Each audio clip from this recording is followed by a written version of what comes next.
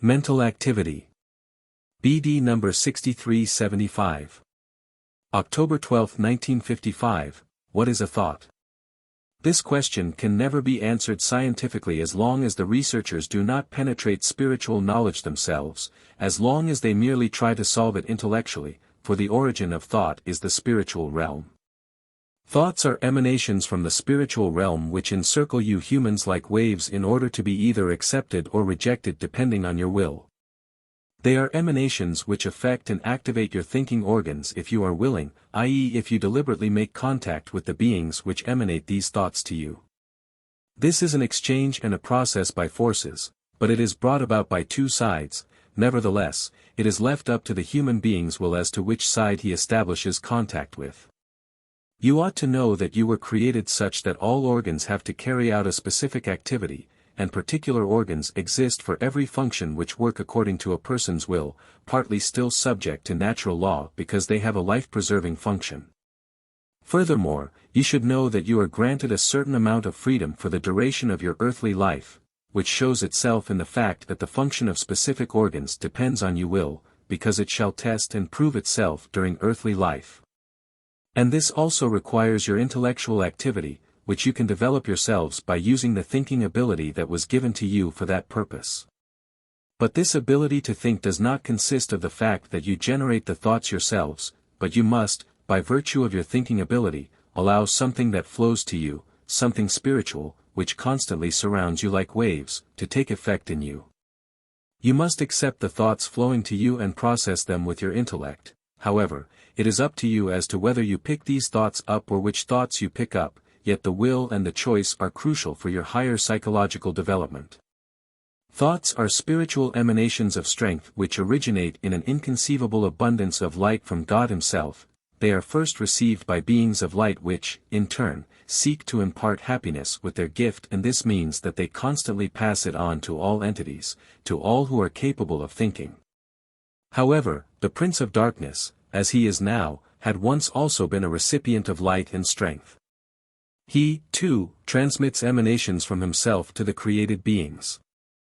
And thus the human being, as a cogitative entity, is able to receive thought currents from both sides. The emanations of good and evil forces will always express themselves as thought waves. The human being will always accept those thoughts which correspond to his will. Thoughts will never exert a forcible influence but merely come to the fore or be rejected according to a person's will and nature. The human being, however, can never be the originator of his thoughts himself. He does not have the ability to produce these thoughts himself, even though he is frequently convinced of the fact that everything he gained through his intellectual activity is his own spiritual product. He merely avails himself of the thought currents surrounding him, and, by virtue of his thinking ability bestowed upon him by the Creator, is also able to use them to an exceptionally high degree. And time and again enlightened thoughts will emerge in a person who is more inclined towards dark thought currents. Yet thoughts, regardless from which direction, will never take root in the thinking organs against a person's will.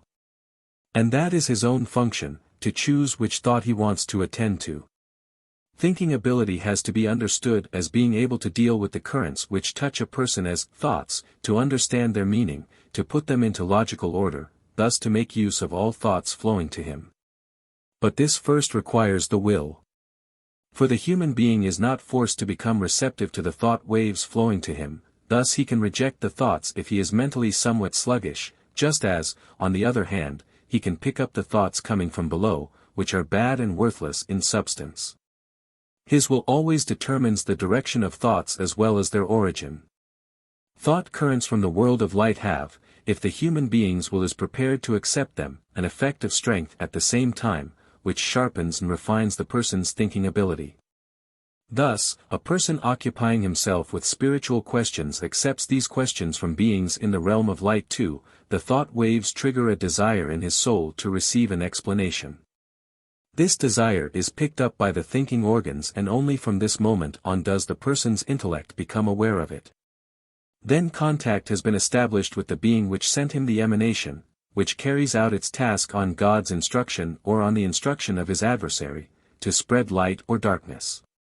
Every thought is the expression of a being which is either of service to God or to his adversary. yet never the human being's product, for even in a state of perfection one day in the spiritual kingdom the being will only ever emanate that which it receives from the source, from God himself, as strength of love, which incorporates supreme wisdom. From the diversity of people's thinking it is clear that innumerably different degrees of knowledge distinguish the spiritual beings but that they all have access to the human being, because he can protect himself through his will from error or imperfect spiritual knowledge and because God also grants his adversary the same right to influence a person, on account of the decision of will, which is the purpose and goal of earthly life as a human being. A person's thinking ability can also weigh up various thoughts against each other. The person can reach a conclusion and only on account of this conclusion can his will change its initial direction, and as soon as he is of good will his intellect will defend itself against untrue mental knowledge. For the light beings' effort, which live in absolute truth, will never cease to send the right thoughts to people in their care, and they conscientiously comply with their mission to spread light and truth and to dispel the darkness. And a heart which opens itself, a person who desires the truth, may receive a wealth of thoughts to which he will respond. The emanations from the kingdom of light will also kindle a bright light in himself. The person will believe to have reached the conclusions through his own thinking which, however, is only insofar correct as that he has made use of his thinking ability in order to take possession of the spiritual information which previously flowed to him, but which will now remain with him, which he will also be able to emanate again if he is allowed to carry out a blissful activity in the spiritual kingdom. Amen.